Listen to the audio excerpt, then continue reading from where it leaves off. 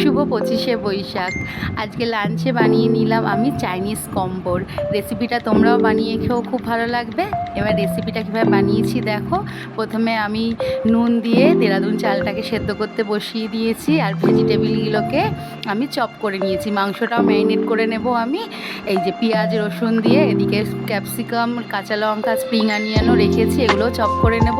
মাংসটার মধ্যে আমি কর্নফ্লাওয়ার, গোলমরিচের গুঁড়ো, নুন দিয়ে আমি আর দিয়ে বসিয়ে দিয়েছি ম্যারিনেট করতে। এদিকে দেখো ডিমটা আমি প্যানের মধ্যে নিয়ে ফ্রাই করে নেব, যেহেতু আমি এটা বানাচ্ছি হচ্ছে এগ ফ্রাইড রাইস। এই যে ভেজিটেবিলগুলো আমি করে নিলাম, তার মধ্যে একটু রসুন কুচি দিয়ে আমি একটু ফ্রাই করে নিলাম। তার মধ্যে 1 চামচ আমি সয়া সস, 1 চামচ ভিনিগার, পরিমাণ মতো নুন, চিনি আর গোলমরিচের গুঁড়ো দিয়ে আমি ভেজিটেবিলগুলো একটু ভাজা ভাজা করে নিলাম।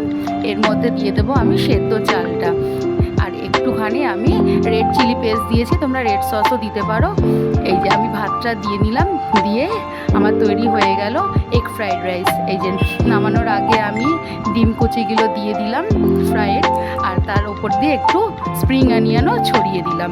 ব্যাস আমার তৈরি হয়ে গেল। এবার চিলি চিকেনটা আমি ভেজে নেব। চিকেনগুলো ফ্রাই করে তার মধ্যে পেঁয়াজ, রসুন, ক্যাপসিকাম, কাঁচা লঙ্কা ভালো করে ফ্রাই করে নিলাম। এখানেও আমি 1 চামচ ভিনিগার, সয়া সস, নুন, গোলমরিচের গুঁড়ো আর এই যে রেড চিলি পেস্টটাও আমি দিয়ে দিলাম, আর বেশ খানিকটা টমেটো সস আমি দিয়ে চিনি আর নুন দিলাম। দিয়ে যেই একটু তেলটা ছেড়ে ছেড়ে আসবে, তার মধ্যে আমি একটু গোলমরিচের গুঁড়ো দিয়ে দিলাম, আর হালকা গরম জল দিয়ে চিকেনগুলো দিয়ে দিলাম। ব্যাস আমার চিলি চিকেনও রেডি। তোমরাও রেসিপিটা করো। দেখো স্প্রিং অনিয়ন ছড়িয়ে আমি পরিবেশন করেছি।